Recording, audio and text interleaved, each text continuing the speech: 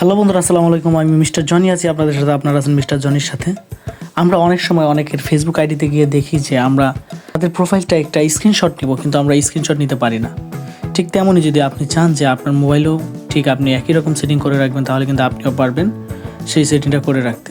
Hello বন্ধুরা, আসসালামু আলাইকুম। আমি মিস্টার জনি আছি আপনাদের সাথে। আপনারা আছেন মিস্টার জনির সাথে। তো দেরি না করে চলুন শুরু করা যাক আমাদের আজকের ভিডিও।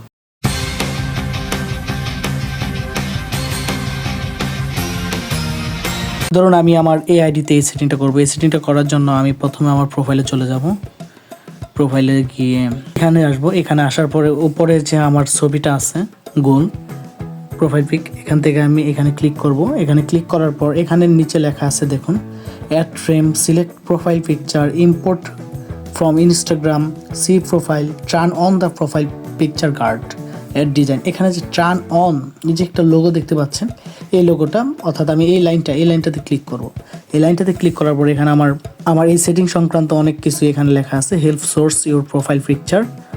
তারপর আমি এখান থেকে নেক্সটে ক্লিক করব। নেক্সটে ক্লিক করার পর এখান থেকে আমি ক্যান্সেল সেভ, মানে এই সেটিংটাকে আমি আমার ফেসবুকে সেট করতে চাই, ক্যান্সেল অর সেভ। আমি চাইলে ক্যান্সেলও এখান থেকে ক্যান্সেল দিয়ে দিতে পারবো। আমি যেহেতু সেভ করতে চাচ্ছি আপনাদের দেখানোর জন্য, তো আমি এখান থেকে সেভ করে দেব। এখানে আমি সেভ করে দেবো। সেভ করে দেওয়ার পর এখানে এখন দেখতে পাচ্ছেন যে আমার প্রোফাইলে কিন্তু একটা সেই লোগোটা কিন্তু এখানে চলে আসছে।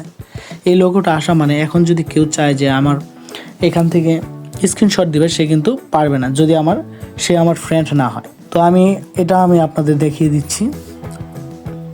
তো গাইস, এখন আমি আমার অন্য একটা আইডিতে ঢুকলাম। আইডিতে ঢুকে ওই ফ্রেন্ড, আমার এই আইডি কিন্তু এই আইডির সাথে আমার ফ্রেন্ড ছিল, অর্থাৎ ফ্রেন্ড করা ছিল।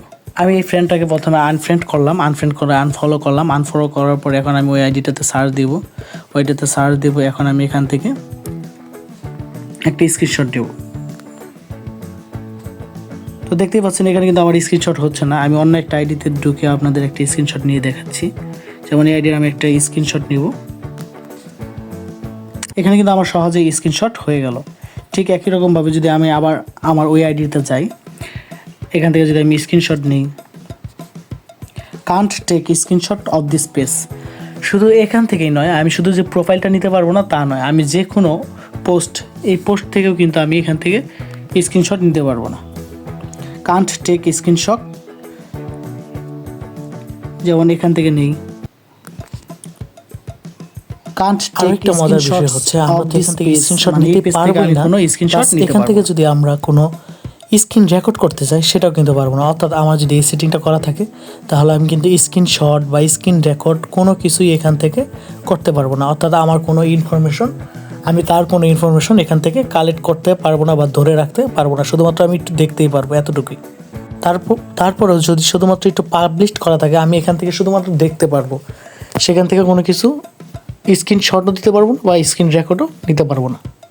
আশা রাখি বন্ধুরা আপনারা এই সেটিংটা আপনার মোবাইলে অন করে দিতে পারবেন যদি আপনাদের প্রয়োজন হয়।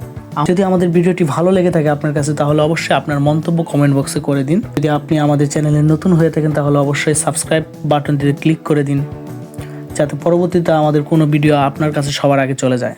তো দেখা হচ্ছে নতুন কোনো ভিডিও নিয়ে। সেই পর্যন্ত ভালো থাকুন, সুস্থ থাকুন। আল্লাহ হাফেজ, আসসালামু আলাইকুম।